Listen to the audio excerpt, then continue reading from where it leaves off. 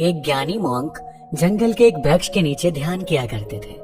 वे रोज एक लकड़हारे को लकड़ियां काटकर ले जाते हुए देखते। एक दिन उसने उस लकड़हारे को रोककर कहा, सुनो भाई, दिन भर लकड़ी काटते हो और उस लकड़ी को बेच के 2 वक्त की रोटी भी नहीं जुटा पाते। तुम जरा जंगल में थोड़ा आगे क्यों नहीं जाते? वहाँ आगे चंदन के वृक्ष का घना जंगल है। एक दिन काट कर ले जाओगे तो हफ्ते भर के खाने की व्यवस्था हो जाएगी। उस गरीब लकड़हारे को विश्वास ही नहीं हुआ, क्योंकि वह तो सोचता था कि जितना वह जंगल को जानता है उतना और कोई नहीं जानता। जंगल में लकड़ियां काटते काटते ही तो उसकी जिंदगी बीती है।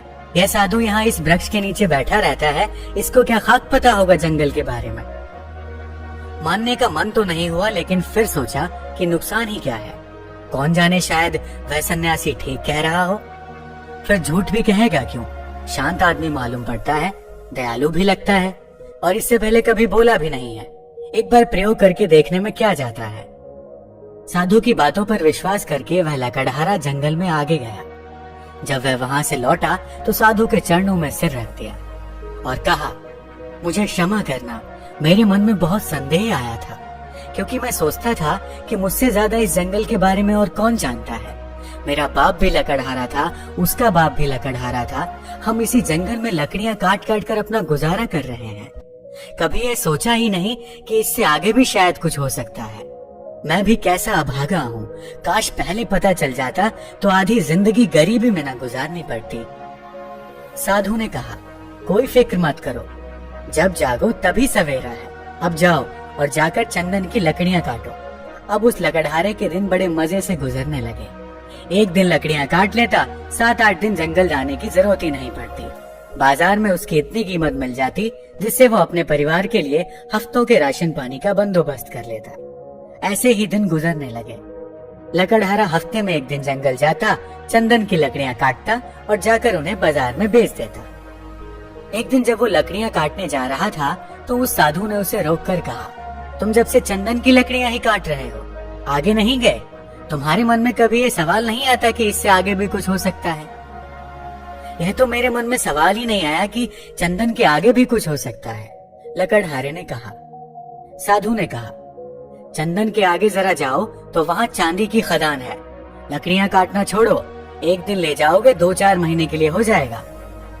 अब तो वह साधु पर भरोसा करने लगा था। बिना कुछ सोचे समझे वह वहां से भागा। वहां जाकर उसने देखा तो वह हैरान रह गया। वहां तो सचमुच एक चांदी की खदान थी। वह खुशी से उछलने लगा। अब तो वह 4-5 महीने में एक बार आता, चांदी लेता और अगले 4-5 महीने आराम से रहता। ऐसे ही कुछ साल गुजर गए। एक दिन जब लकड़हारा चांदी लेने जंगल जा रहा था तो वो साधु उसे फिर से उसी पेड़ के नीचे मिला। उस साधु ने लकड़हारे से कहा, थोड़ा और आगे जाओ, वहाँ सोने की खदान है। जब वह लकड़हारा चांदी की खदानों से कुछ मील आगे गया तो देखा कि वहाँ सचमुच सोने की खदान थी। इतना सोना जो उसकी पूरी जिंदगी बदल सकता था। सोने की खदान का पता चल जाने के बाद अब लकड़हारा एक बार सोना ले जाता और साल भर तक जंगल ही नहीं आता। उसकी जिंदगी बड़े आराम से गुजर रही थी। ऐसे ही कुछ साल गुजर गए। सालों बाद जब एक दिन वह लकड़हारा जंगल में सोने की खदान की तरफ जा रहा था तो उसे फिर वह मॉन्क मिला, जो कि एक पेड़ के नीचे बैठकर ध्यान कर रहा था। जब उस मॉन्क ने लकड़हारे को सोने की खान की ओर जाते हुए देखा तो बोला, तुम कभी जागोगे कि नहीं, या मुझे ही हर बार तुम्हें जगाना पड़ेगा? तुम्हें खुद अपनी तरफ से सवाल नहीं उठता? मन में जिज्ञासा नहीं उठती कि आगे जाकर देखें कि क्या है? लकड़हारे ने कहा, मैं भी मंद बुद्धि, मुझे ये सवाल ही नहीं आया। मैं तो समझा कि सोने से बड़ा और क्या हो सकता है, बस यही आखिरी चीज रही होगी। फिर साधु ने कहा, अरे भोले इंसान, सोने की खानों से आगे जा, वहाँ तुझे हीरे की खदान मिलेगी। जब वो वहाँ जाकर देखता है तो उसे अपनी आंखों पर भरोसा ही नहीं होता। वह सचमुच हीरे की खदान के पास था। अब तो वो एक बार हीरे ले जाता और कई सालों बाद वापस जंगल में आता। समय के साथ वह लकड़हारा भी बूढ़ा हो गया था। एक दिन जब वह हीरे लेकर जंगल से वापस आ रहा था तो उसी पेड़ के नीचे उसे फिर से वही साधु मिला। साधु ने कहा, अरे नासमझ, अब भी तू हीरों में ही रुक गया। अब तो लकड़हारे को बड़ी घमंड आ गई थी, क्योंकि वो बड़ा धनी हो गया था और महल माड़ियां भी खड़ी कर ली थी। उसने बड़ी घमंड के साथ साधु से कहा, अब छोड़ो भी, अब तो मुझे परेशान मत करो, अब हीरे के आगे भला क्या हो सकता है? उस मॉन्क ने कहा, हीरे के आगे मैं हूँ। क्या तुझे कभी ये ख्याल नहीं आया कि यह आदमी मस्त यहाँ बैठा है जिसे पता है हीरो की खदान के बारे में, और वो हीरे नहीं भर रहा है। इसको हीरो से भी आगे, हीरो से भी बड़ा कुछ बहुमूल्य मिल गया है, तभी तो यहाँ निश्चिंत बैठा है। क्या तुझे ये कभी विचार नहीं आया? उस साधु की बात सुनते ही वह लकड़हारा रोने लगा और उस ध्यानी मॉन्क के पैर पकड़कर कहता है, मैं भी कैसा मूर्ख हूँ, कभी सोच ही नहीं पाया कि जिसने यह सोने चांदी हीरे जवाहरात छोड़ दिए उसके पास जरूर इन हीरे जवाहरातों से भी बड़ा धन होगा। मैं जानना चाहता हूँ कि तुम्हारे पास वह कौन सा धन है जिसके सामने इस दुनिया की सारी दौलत छोटी है। लकड़हारे की बात सुनकर साधु कहता है, वही तो मैं तुम्हें बताना चाहता हूँ, उस धन का नाम है ध्यान।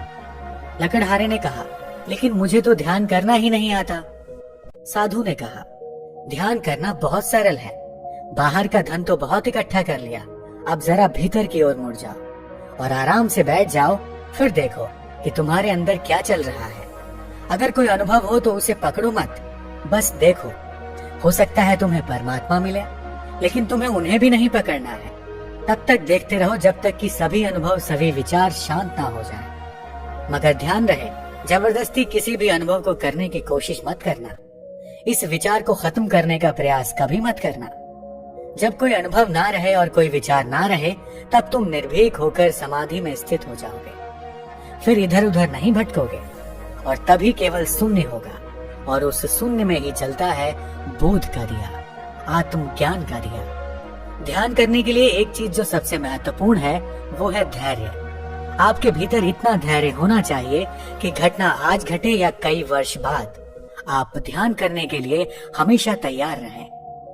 दोस्तों, यदि आपको शुरुआत में ध्यान करने में प्रॉब्लम आती है तो आप सिर्फ 5 मिनट के अभ्यास से शुरू कर सकते हैं। अगर 5 मिनट भी नहीं कर सकते तो 2 मिनट से शुरू कर सकते हैं। लेकिन एक बात ध्यान रखना, इसे कंटिन्यू करना है, हर रोज अभ्यास करना है, नहीं तो आपको रिजल्ट नहीं दिखेगा। दोस्तों, आज की वीडियो में फिलहाल इतना ही। धन्यवाद।